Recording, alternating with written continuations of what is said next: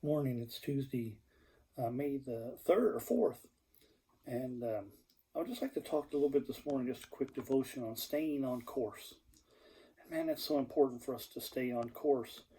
In Proverbs chapter 4, verses 11 and 12, it says, I have taught thee in the way of wisdom.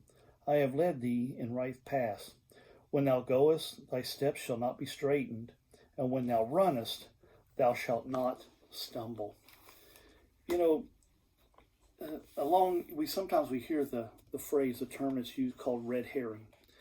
And, you go back and they say that it dates back to the 1500s that in this word, for the use of this word, and it's hard to kind of trace it back, but Thomas Nash, he penned that he said, next, to draw on hounds to a scent, to a red herring skin, there is nothing comparable.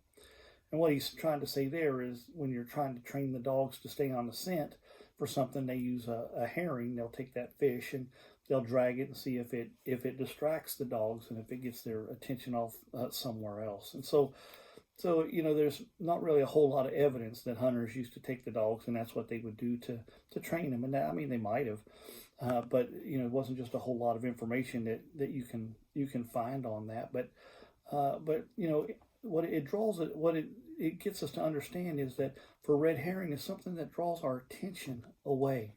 The devil, Satan, he's a master at those kind of things, and he can get us to our mind and get us drawn away from the things it is that God would want us to do, and keep us from the things that that can help us.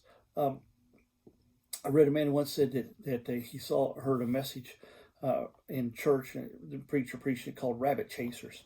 And the preacher was a man, he had rural roots, and he described how in his childhood that they take their dogs into the woods to hunt possums.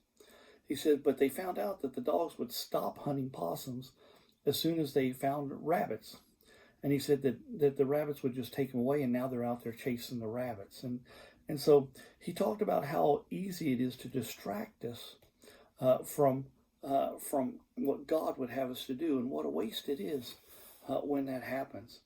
And so when it comes to avoiding distractions, wisdom offers a great defense.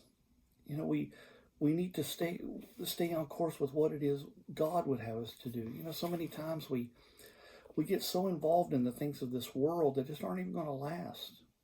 And I'm not saying we shouldn't take care of things, and there are things in this world that are important to take care of, but these are things that are not eternal. Our treasures should be in heaven. We're eternal treasures, where moth and rust does not corrupt.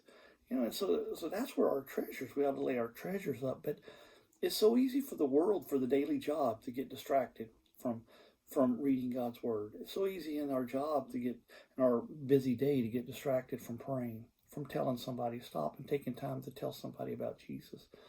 See, it's so easy for all of those things to happen. And so what they're trying to say here is, in this devotion, is we just need to stay on course. We need to be doing what it is that God would have us to do. Wisdom rejects the quick fix, in favor of permanent solutions here. And the wisdom in this world is the path of God. And how do we find that wisdom?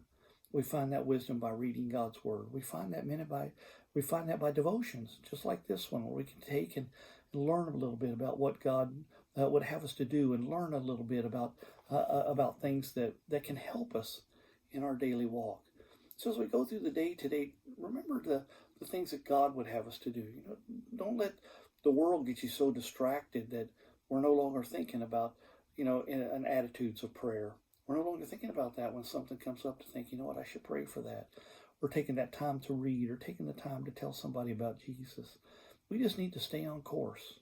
And don't let Satan, don't let him distract you, because he'll get you chasing out on the rabbits if he can. So we just need to be faithful to him, to God, and stay on course. So I hope that helps you today, and I hope you're able to just stay on course. Thanks, and have a great day.